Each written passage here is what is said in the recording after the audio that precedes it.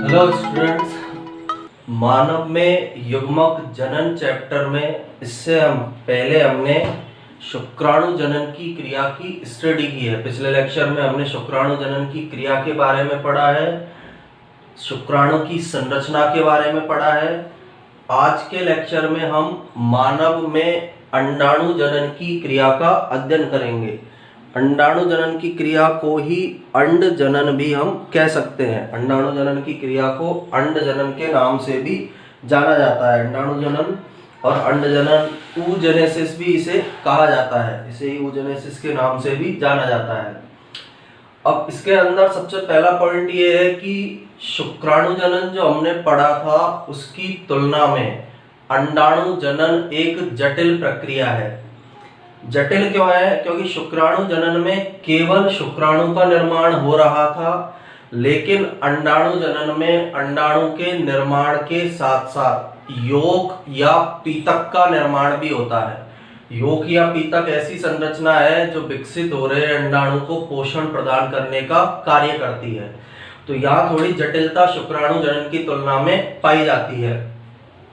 Second, ये जो process है अंडाणु जनन की प्रोसेस के अंदर, जब ये अंडाणु जनन की प्रक्रिया शुरू होती है तो जनन उपकला से पीजीसी अलग हो जाती है। पीजीसी का पूरा नाम हम पहले पढ़ चुके हैं, आदि जनन कोशिका या प्रीमोर्डियल जर्म सेल है।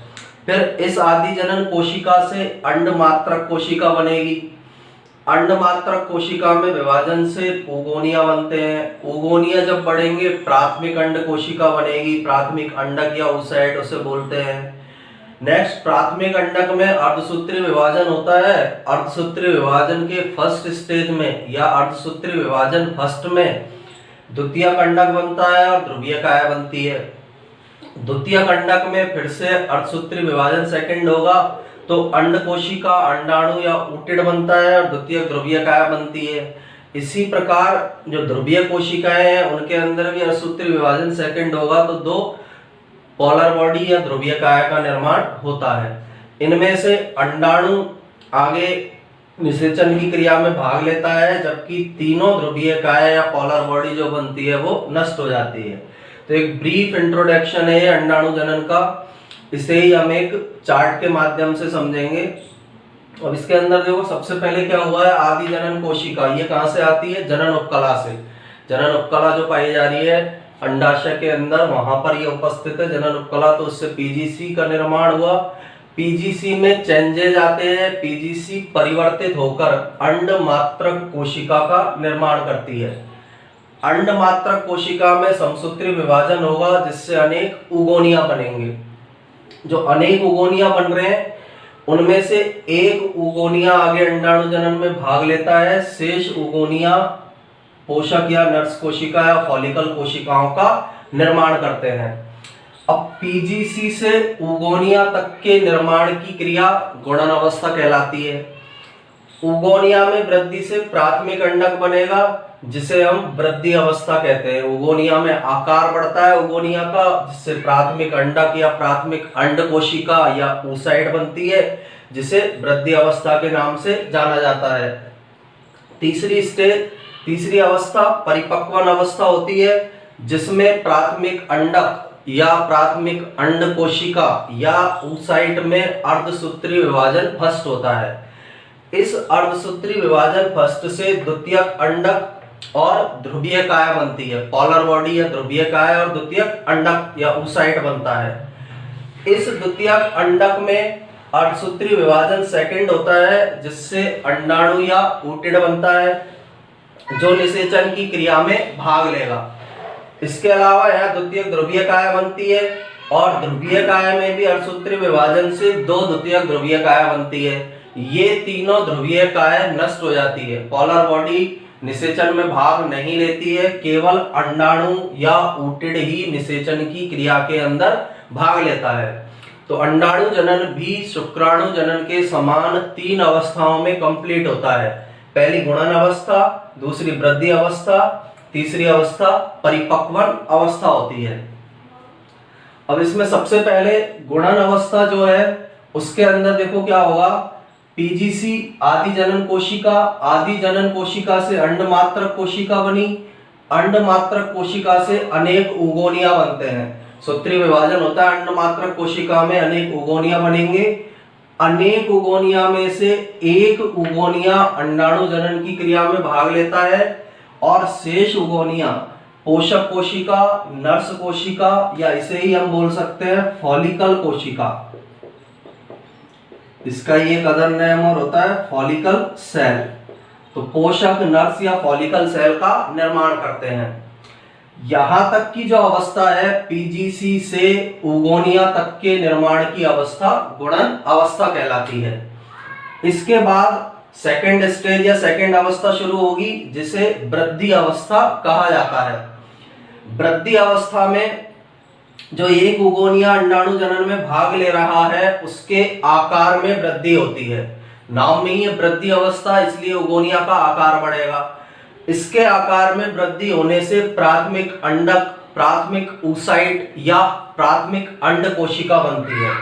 इसके बाद कुछ परिवर्तन या चेंजेस इनके अंदर होते हैं प्राथमिक अंड कोशिका में, या कुछ अंतर स्तनधारी और अंडज जंतुओं में पाए जाते हैं। स्तनधारियों में अलग प्रकार से इसको पोषण प्राप्त होगा प्राथमिक अंड कोशिका को, जबकि अंडज जो जंतु है, अंडे देने वाले जो जंतु है, उनके अंदर प्राथमिक अंड कोशिका को पोषण देने की अलग तरीका या अलग विधि होती है। स्तनधारियों के अंदर क्या होगा, प्राथमिक अंडक या ऊसाइट के अंदर वृद्धि पोषक या फॉलिकल कोशिकाओं या नर्स कोशिकाओं के द्वारा दी जाती है। पोषक कोशिकाएं उसको पोषण देगी, फॉलिकल कोशिकाएं या नर्स कोशिकाएं उसको पोषण देती है प्राथमिक अंडक को, जिससे कि ये द्वितीयक अंडक का निर्माण कर सके। लेकिन अंडज, अंडज का मतलब है अंडे देने वाले जंतु।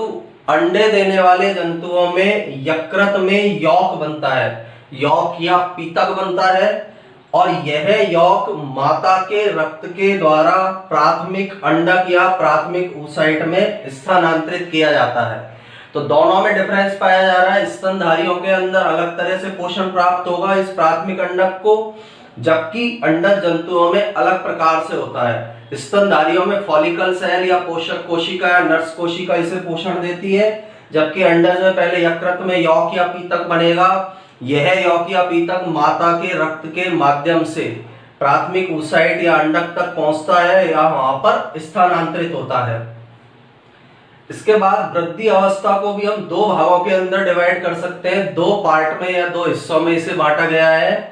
पहले पार्ट को इसके को प्री वाइटेलोजेनेसिस के नाम से जाना जाता है, हिंदी में इसे पूर्व पीतक जनन कहते हैं, जबकि दूसरे हिस्से को वाइटेलोजेनेसिस या पीतक जनन के नाम से जाना जाता है।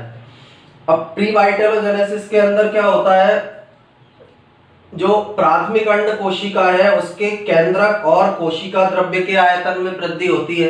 केंद्रक का आकार बढ़ेगा, कोशिका द्रव्य का आकार बढ़ेगा और लैंप ब्रश गुणसूत्र का निर्माण होता है। अब अंडज जंतुओं में होगी ये क्रिया, जैसे हमने पढ़ रखा है कि लैंप ब्रश क्रोमोसोम पाए जाते हैं जिनकी स्ट्रक्चर लैंप के ब्रश को साफ करने वाले जो ब्रश होता है उसके समान होती है। कीटों में लैंप ब्रश क्रोमोसोम या गुणसूत्र बनते हैं। तो केंद्रक कोशिका द्रव्य का आयतन बढ़ेगा, लैंप ब्रश गुणसूत्र का निर्माण होगा। ये दोनों प्रोसेस प्री वाइटेलोजेनेसिस स्टेज के अंदर संपन्न होगी। वाइटेलोजेनेसिस प्रोसेस के अंदर जो कोशिका द्रव्य है, प्राथमिक अंडक के कोशिका द्रव्य में ग्लाइकोजन, कार्बोहाइड्रेट, वसा, प्रोटीन आदि का संचय होता है।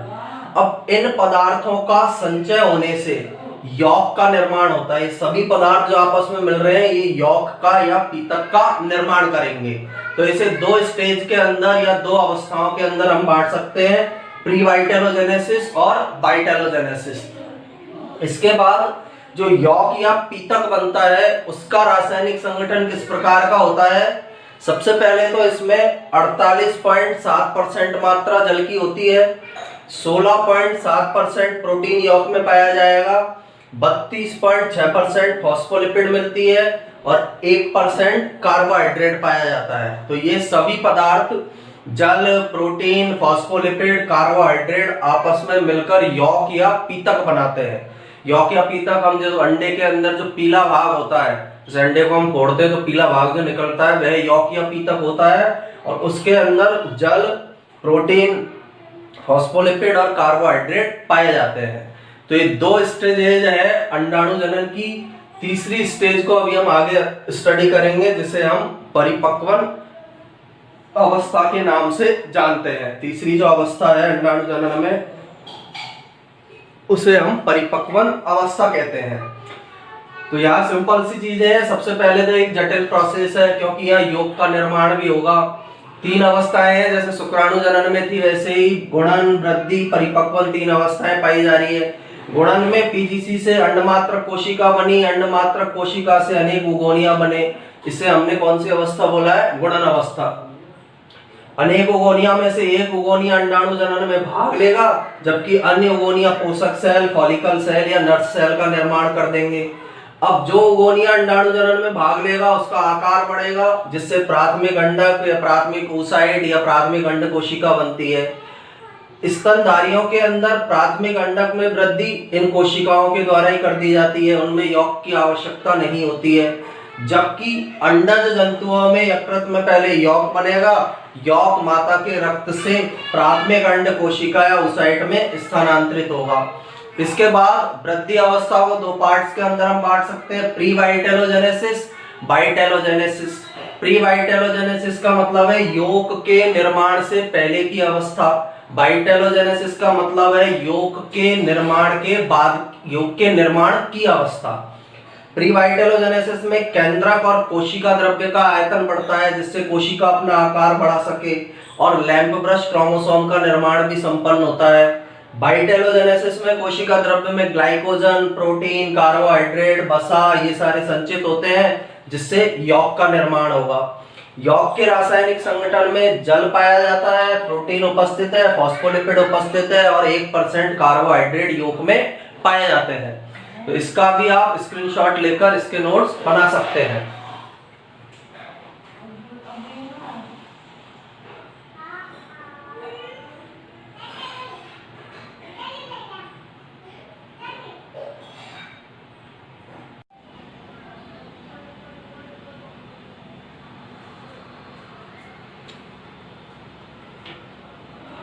अंडाणु जनन की 2 अवस्थाओं को हम पढ़ चुके हैं, जिनमें से पहली अवस्था गुणन अवस्था थी, सेकंड अवस्था वृद्धि अवस्था, और थर्ड अवस्था है परिपक्वन अवस्था। तो गुणन अवस्था और वृद्धि अवस्था के बारे में हमने स्टडी कर ली है। अब थर्ड स्टेज जो है, इसे इसकी परिपक्वन अवस्था कहा जाता है। परिपक्वन में क्या होता है, जो प्राथमिक अंडक या oocyte बना है वृद्धि अवस्था से, उसमें अर्धसूत्रीय विभाजन फर्स्ट होगा। अर्धसूत्रीय विभाजन फर्स्ट से द्वितीयक अंडक बनेगा और ध्रुवीय काय बनेगी। 2 असमान आकार की कोशिकाएं बनती है, बड़ी वाली द्वितीयक अंडक, छोटी वाली ध्रुवीय काय कहलाती है। इसके बाद द्वितीयक अंडक में और ध्रुवीय काय दोनों में अर्धसूत्रीय विभाजन सेकंड होता है, जिससे द्वितीयक अंडक से अंडाणु और एक द्वितीयक ध्रुवीय काय बनती है, और ध्रुवीय काय से 2 द्वितीयक ध्रुवीय काय बनते हैं। इनमें से अंडाणु आगे जनन क्रिया के अंदर भाग लेगा, जबकि फर्स्ट ये द्वितीयक ध्रुवीय काय और 2 ये द्वितीयक ध्रुवीय काय, यानी 3 द्वितीयक ध्रुवीय काय नष्ट हो जाते हैं। तो इसी परिपक्वन अवस्था को हमें डिटेल के अंदर पढ़ना है। अब परिपक्वन अवस्था में सबसे पहले क्या हुआ, अभी जो बताया है उसी को हम एक बार रिवाइज कर रहे हैं। प्राथमिक अंड कोशिका थी। प्राथमिक अंड कोशिका किससे बनी थी? उगोनिया में वृद्धि होने से प्राथमिक अंडक या अंड कोशिका या oocyte बनी है। इसे ही हम oocyte भी कह सकते हैं, प्राथमिक oocyte, या इसे ही प्राथमिक अंडक भी कहा जाता है।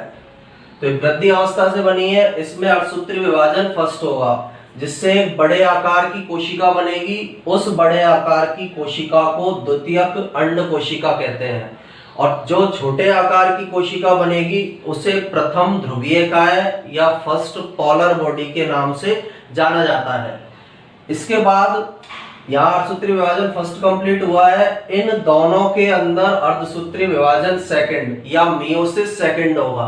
तो मियोसिस सेकंड से द्वितीयक अंड कोशिका से अंडाणु और एक द्वितीयक ध्रुवीय काय बनती है, जबकि प्रथम ध्रुवीय काय में मियोसिस सेकंड से 2 द्वितीयक ध्रुवीय काय बनते हैं, यानी टोटल 3 द्वितीयक ध्रुवीय काय का निर्माण यहाँ पर होता है और एक अंडाणु हमें यहाँ प्राप्त होता है। शुक्राणु जनन में 4 शुक्राणु प्राप्त होते हैं, लेकिन अंडाणु जनन में केवल एक अंडाणु प्राप्त होगा और 3 द्वितीयक ध्रुवीय काय प्राप्त होंगे। ये तीनों द्वितीयक ध्रुवीय काय नष्ट हो जाते हैं और अंडाणु जो है वह प्रजनन की क्रिया के अंदर भाग लेता है। तो ये परिपक्वन अवस्था है, गुणन, वृद्धि, परिपक्वन, इन 3 अवस्थाओं के द्वारा अंडाणु के निर्माण की प्रोसेस या प्रक्रिया या अंड जनन की क्रिया कंप्लीट होती है। इसके बाद कुछ विशेषताएं हैं इसमें परिपक्वन अवस्था में, जैसे अधिकांश जंतुओं में इस अवस्था के अंदर केवल मियोसिस फर्स्ट होता है, यानी केवल अर्धसूत्रीय विभाजन फर्स्ट होगा, मियोसिस सेकंड नहीं पाया जाएगा। यानी अधिकांश जंतुओं में केवल द्वितीयक अंड कोशिका और प्रथम ध्रुवीय काय बनते हैं, उसके बाद मियोसिस सेकंड रुक जाता है और ये रुका हुआ मियोसिस सेकंड निषेचन क्रिया के समय होता है। ये जो रुका हुआ मियोसिस सेकंड है या अंडाणु का और द्वितीयक ध्रुवीय काय के निर्माण की जो क्रिया है, जब शुक्राणु अंडाणु के पास आता है निषेचन क्रिया के लिए, जब अंडाणु के अंदर शुक्राणु प्रवेश कर जाता है, तो उस समय पर यह मियोसिस सेकंड कंप्लीट होता है। और उसमें हम शुक्राणु की स्ट्रक्चर में हमने पढ़ा था एक सेंट्रियोल पाया जाता है, समीपस्थ तारक का है, वो इस द्वितीयक अंड कोशिका से अंडाणु के निर्माण को या मियोसिस सेकंड को प्रेरित करने का कार्य करता है। तो अधिकांश जंतुओं में इस अवस्था में केवल मियोसिस फर्स्ट होता है, मियोसिस सेकंड निषेचन क्रिया के समय होगा, निषेचन की जब क्रिया होगी उस समय होगा। अब प्राथमिक oocyte जो बने हैं, यानी ये हमारे पास प्राथमिक अंडक थे जिन्हें हम प्राथमिक oocyte, प्राथमिक अंड कोशिका कहते हैं। किस तरह से ये मादा के शरीर के अंदर पाए जा रहे हैं, किस तरह की स्ट्रक्चर बनाते हैं, अंडाणु किस तरह से बनेगा, उसके बारे में अब हमें डिस्कस करना है। तो प्राथमिक oocyte अनेक कणिकीय कोशिकाओं से घिरे होते हैं। जब मादा के शरीर के अंदर प्राथमिक oocyte अनेक कणिकीय कोशिकाओं से घिरे रहते हैं, उन कणिकीय कोशिकाओं से घिरने पर प्राथमिक oocyte को प्राथमिक पुटिकाएं कहते हैं और ये प्राथमिक पुटिकाएं मादा में जन्म के समय से उपस्थित होती है। जन्म के बाद इनका निर्माण नहीं होगा, मादा में जन्म के साथ ही प्राथमिक पुटिकाएं पाई जाती है। मनुष्य में, नर में शुक्राणु वयस्क अवस्था में आने के बाद बनते हैं, लेकिन मादा में जो प्राथमिक पुटिकाएं हैं वो जन्म के साथ ही मादा शिशु के अंदर पाई जाती है। तो प्राथमिक oocyte जो है कणिकीय कोशिकाओं से घिरे रहते हैं, जिन्हें हम किस नाम से जानते हैं, प्राथमिक पुटिकाएं। अब ये पुटिकाएं जन्म के समय से मादा के अंदर उपस्थित है, तो जो मादा है या मादा शिशु जो है जब तक वयस्क अवस्था को प्राप्त करता है तब तक अनेक प्राथमिक पुटिकाएं नष्ट हो जाती है। यानी शिशु से वयस्क अवस्था को प्राप्त करने के दौरान अनेक प्राथमिक पुटिकाएं नष्ट हो जाएंगी। इसलिए मादा के एक अंडाशय में वयस्क अवस्था में 60,000 से 80,000 प्राथमिक पुटिकाएं शेष रहती है। यानी एक अंडाशय के अंदर 60 से 80,000 प्राथमिक पुटिकाएं पाई जाएगी। 2 अंडाशय होते हैं मादा में, इसलिए प्राथमिक पुटिकाओं की संख्या 1,20,000 से 1,60,000 तक होती है। तो इसमें यह डिफरेंस याद रखना है हमें शुक्राणु जनन का और अंडाणु जनन का। शुक्राणु नर के अंदर वयस्क अवस्था प्राप्त करने के बाद बनेंगे, जबकि यहाँ पर प्राथमिक पुटिकाएं जन्म से ही मादा के शरीर के अंदर अंडाशय में उपस्थित होगी। इसके बाद प्राथमिक पुटिका ग्रेन्युलोसा की अनेक परतों से घिरे रहते हैं। इन ग्रेन्युलोसा की परतों को हम थीका कहते हैं, थीका इंटरना के नाम से या थीका के नाम से इन्हें जाना जाता है। और प्राथमिक पुटिकाओं पर जब ग्रेन्युलोसा की कई परतें घिर जाती है तो उससे द्वितीयक पुटिका का निर्माण होता है। यानी प्राथमिक पुटिका है, प्राथमिक पुटिका पर वयस्क अवस्था आने पर ग्रेन्युलोसा की अनेक परतें बनेगी, थीका परतें बनेंगी, जिनसे द्वितीयक पुटिका का निर्माण होगा। ये द्वितीयक पुटिकाएं तृतीयक पुटिका का निर्माण करती है। ये द्वितीयक सेकेंडरी जो पुटिकाएं हैं, फॉलिकल है, उनसे तृतीयक फॉलिकल या पुटिका का निर्माण किया जाता है। और इस तृतीयक पुटिका में द्रव्य से भरी हुई एक गुहा होती है जिसे एंट्रम कहते हैं। यानी तृतीयक पुटिका जो बनेगी उस तृतीयक पुटिका के अंदर द्रव्य से भरी हुई गुहा पाई जाएगी। उस गुहा को एंट्रम के नाम से जाना जाता है। तृतीयक पुटिकाएं परिपक्व होकर ग्रेफियन पुटिका का या ग्रेफियन फॉलिकल का निर्माण करती है। यानी तृतीयक पुटिकाओं में भी परिपक्वन होगा और इनके परिपक्वन से ग्रेफियन फॉलिकल या ग्रेफियन पुटिका बनती है। अब इनका निर्माण कैसे होगा? जैसे प्राथमिक पुटिका है हमारे पास। अब प्राथमिक पुटिका के ऊपर अनेक ग्रेन्युलोसा की परतें पाई जा रही है। जैसे इस तरह से एक परत ये है, दूसरी परत ये है, ये परतें इसके ऊपर ग्रेन्युलोसा की या थीका की परतें प्राथमिक पुटिका पर पाई जा रही है। तो प्राथमिक पुटिका पर जब ये परतें बन जाएंगी, ये प्राथमिक पुटिका थी, प्राथमिक पुटिका पर ये परतें बनी तो ये द्वितीयक पुटिका का निर्माण हुआ। द्वितीयक पुटिका से तृतीयक पुटिका बनती है। इसके ऊपर भी अनेक परतें इस तरह से पाई जाएगी। ये तृतीयक पुटिका बनी, इसके ऊपर इस तरह की परतें उपस्थित होंगी। अब तृतीयक पुटिका जो है, उस तृतीयक पुटिका में, ये तृतीयक पुटिका है, तृतीयक पुटिका के अंदर एक द्रव्य से भरी हुई गुहा है। इस द्रव्य से भरी हुई गुहा को एंट्रम कहते हैं।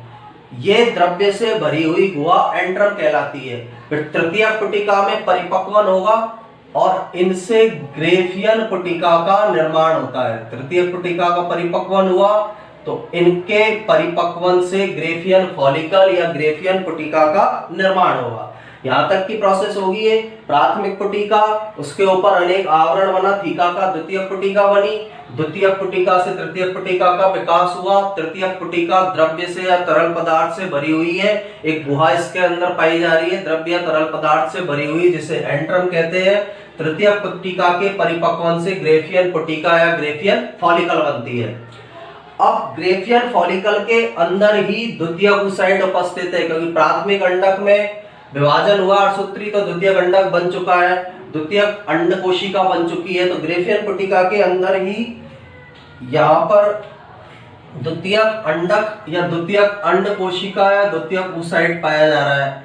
इस द्वितीयक oocyte के चारों ओर जोना पेल्यूसिडा की परत बनती है। ये द्वितीयक oocyte जो है, इसके चारों ओर जोना पेल्यूसिडा की परत का निर्माण होगा।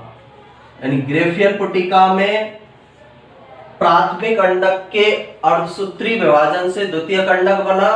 द्वितीयक अंडक को ही हम द्वितीयक oocyte भी कहते हैं और द्वितीयक oocyte के चारों ओर जोना पेल्यूसिडा का निर्माण होता है। ये स्ट्रक्चर है द्वितीयक अंड कोशिका। ये स्ट्रक्चर द्वितीयक अंड सेल, द्वितीयक अंड कोशिका है। इसके चारों तरफ जोना पेल्यूसिडा परतों का निर्माण हो जाता है।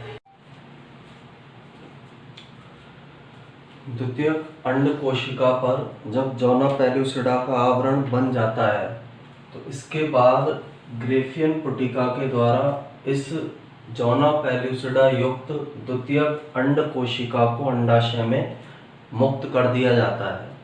अंडाशय के अंदर ये ग्रेफियन पुटिका है। जैसे ग्रेफियन पुटिका है तो इसके चारों तरफ जब जोना पेल्यूसिडा का आवरण बन जाएगा तो ये ग्रेफियन पुटिका इस द्वितीयक अंड कोशिका को अंडाशय के अंदर मुक्त कर देगी। यानी इसके द्वारा इसको अंडाशय में मुक्त कर दिया जाएगा। ये स्ट्रक्चर ही द्वितीयक अंड कोशिका अंडाशय के अंदर मुक्त हो जाती है और अंडाशय में ग्रेफियन फॉलिकल द्वारा द्वितीयक अंड कोशिका या oocyte को त्यागने की क्रिया अंडोत्सर्ग कहलाती है। यानी अंडाशय के अंदर जब ग्रेफियन पुटिका इस द्वितीयक अंड कोशिका को त्याग देती है तो इस प्रोसेस को, इस प्रक्रिया को अंडोत्सर्ग कहते हैं। तो यहाँ तक का हमने पूरा एक अंडाणु जनन के बारे में स्टडी किया है कि 3 अवस्थाओं के अंदर यह संपन्न होता है। पहली गुणन अवस्था, दूसरी वृद्धि अवस्था, तीसरी परिपक्वन अवस्था और लास्ट में जाके अंडाणु जनन क्रिया के लिए मुक्त हो जाता है। अब ये जो प्रोसेस है इसके अंदर होता क्या है, एक बार स्टार्टिंग से इसका रिवीजन करते हैं। प्राथमिक पुटिका है, प्राथमिक पुटिका के चारों तरफ ग्रेन्युलोसा का कई परतों का निर्माण होगा, थीका का निर्माण होगा, जिससे द्वितीयक पुटिका में चेंज हो जाती है। ये द्वितीयक पुटिका का निर्माण करेगी। द्वितीयक पुटिका में परिवर्तनों से तृतीयक पुटिका बनती है। तृतीयक पुटिका में एक गुहा उपस्थित होती है, एंट्रम गुहा जिसे बोला जाता है, जो पुटिकीय तरल से भरी रहती है। इसके अंदर तरल भरा रहता है। ये तृतीयक पुटिका परिपक्व होकर ग्राफियन पुटिका बनाती है। ग्राफियन पुटिका का जब निर्माण हो जाएगा, उसी दौरान प्राथमिक अंडक में अर्धसूत्री विभाजन फर्स्ट से द्वितीयक अंडक बन जाता है। इस द्वितीयक अंड कोशिका के चारों तरफ जोना पेलुसिडा का आवरण बनेगा। जब द्वितीयक अंड कोशिका के चारों ओर जोना पेलुसिडा का आवरण बन जाएगा, तो ये ग्राफियन पुटिका इस द्वितीयक अंड कोशिका को अंडाशय में मुक्त कर देती है, जिसे अंडोत्सर्ग क्रिया के नाम से जाना जाता है। तो ये सारा हमारा अंडाणु जनन से संबंधित पूरी नॉलेज थी कि अंडाणु जनन किस तरह से कंप्लीट होता है। इसके बाद हम इस चैप्टर के अंदर एक लास्ट टॉपिक है, मानव के अंदर अंडाणु की संरचना किस प्रकार की होती है। तो इसके बाद जस्ट हमें जो टॉपिक पढ़ना है उसका नाम है मानव अंडाणु की संरचना। इसके भी नोट्स बनाने के लिए आप इसका स्क्रीनशॉट ले सकते हैं।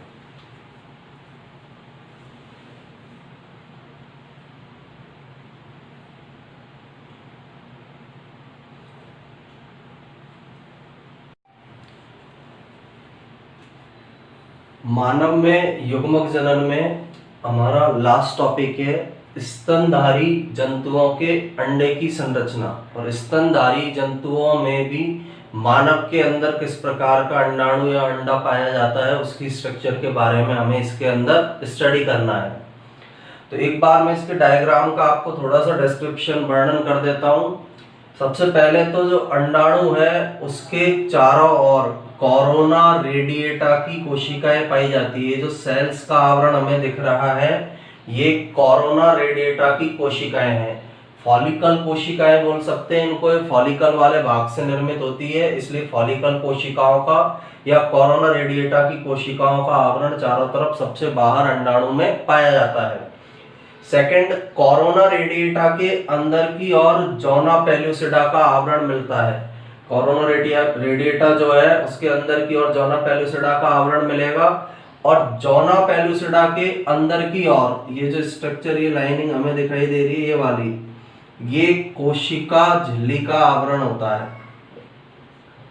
कोशिका झिल्ली भी इसे बोल सकते हैं, प्लाज्मा झिल्ली भी इसे बोल सकते हैं।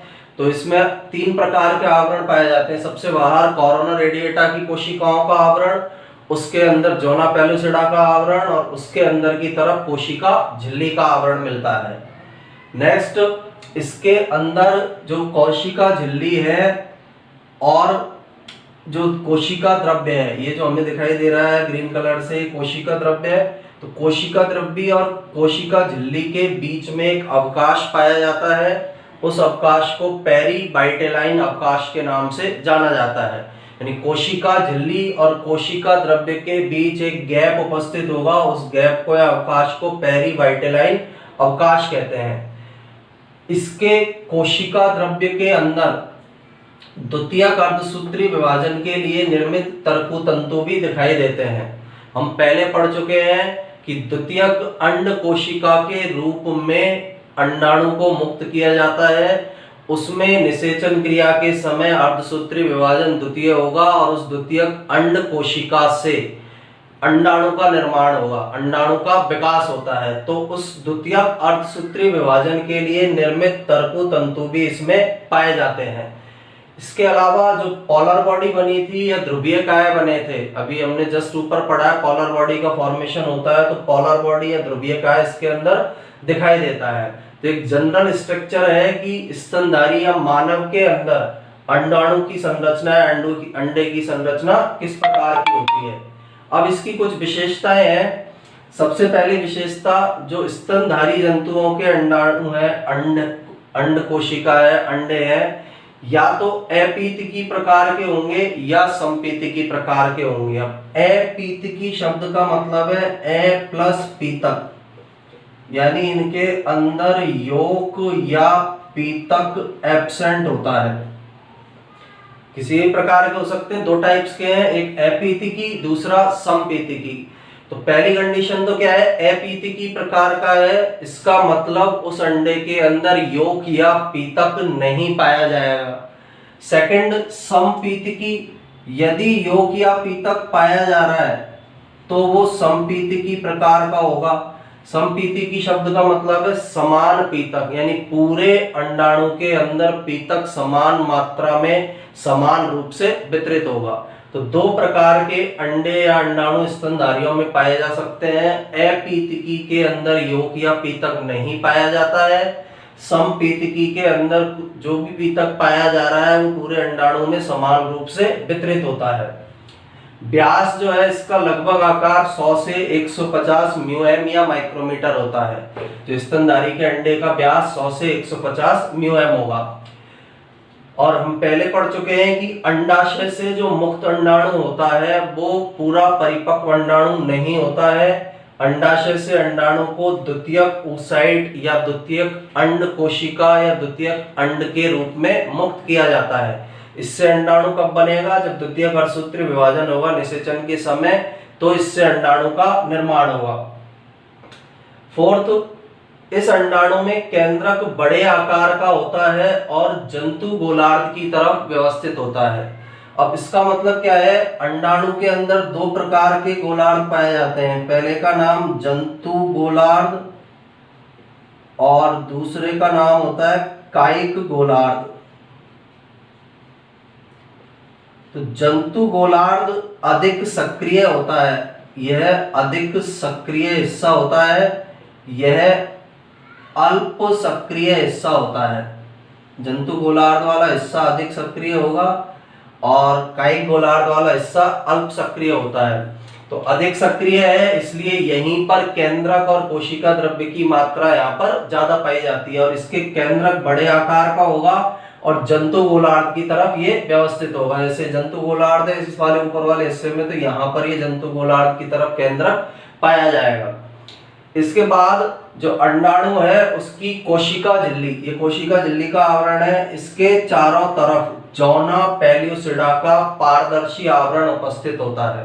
यानी अंडाणु के ऊपर सबसे पहले झिल्ली है कोशिका झिल्ली, कोशिका झिल्ली के बाहर की ओर जौना पेल्यूसिडा का पारदर्शी आवरण पाया जाता है और जौना पेल्यूसिडा के बाहर की ओर फॉलिकल कोशिकाओं से बना हुआ या कोरोना रेडिएटा की कोशिकाओं से बना हुआ आवरण उपस्थित होता है। ये कोरोना रेडिएटा से बना हुआ आवरण है। तो इस प्रकार से तीन आवरण अंडाणु के ऊपर पाए जाते हैं, कोरोना रेडिएटा का, सेकंड जौना पेल्यूसिडा का, तीसरा कोशिका झिल्ली का। जब निषेचन क्रिया होती है तो शुक्राणुओं को इन आवरणों को तोड़ना होता है या भेदना होता है। इन आवरणों को भेद कर ही शुक्राणु इसके अंदर प्रवेश करेंगे और अंडाणु का जो केंद्रक है उस केंद्रक के साथ ये शुक्राणु का केंद्रक अटैच होता है। तो इन आवरणों को भेदना शुक्राणु के लिए निषेचन क्रिया के समय आवश्यक होता है। भेदता कैसे है वो हम पहले पढ़ चुके हैं कि शुक्राणु के अंदर एक्रोसोम पाया जा रहा है और एक्रोसोम जो संरचना है उसके अंदर एंजाइम मिल रहे हैं, जैसे हाइलुरिनिडेज एंजाइम पाया जा रहा है, अपघटनीय एंजाइम पाए जा रहे हैं। तो उनकी सहायता से अंडाणु की झिल्लियों को या अंडाणु के आवरण को शुक्राणु भेदता है, इसके अंदर प्रवेश करेगा, इसके केंद्रक से जुड़ जाएगा जिससे निषेचन की क्रिया संपन्न होती है। तो एक स्तनधारी जंतु में या मानव के अंदर पाए जाने वाली अंडाणु की संरचना इस प्रकार की होती है। अब इसके साथ ही हमारा मानव में युग्मक जनन चैप्टर कंप्लीट होता है। इसके बाद हम निषेचन क्रिया का अध्ययन करेंगे कि मानव के अंदर निषेचन क्रिया किस प्रकार से संपन्न होती है। तो नेक्स्ट चैप्टर में हम मानव में निषेचन प्रक्रिया का या निषेचन प्रोसेस की स्टडी करेंगे। इसके भी नोट्स बनाने के लिए आप इसका स्क्रीनशॉट ले सकते हैं।